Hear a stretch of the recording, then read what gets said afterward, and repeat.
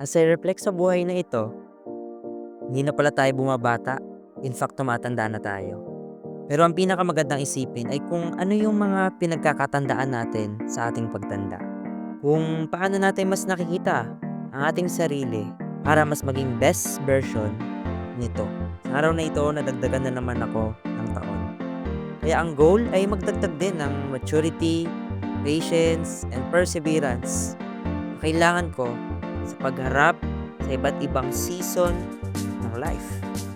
Kasi kung patuloy pa rin tayo mabubuhay sa lumang pagkatao natin, masasaan pa ang ginawa ni Jesus para sa atin. Tinapos na niya ang lahat. Kaya makakayanan natin na makapagpatuloy sa magandang plano niya para sa atin. Sa huli, nakita ko na hindi ito patungkol sa pagtanda, kundi patungkol ito sa kung ano ang ating mga pinagkakatandaan.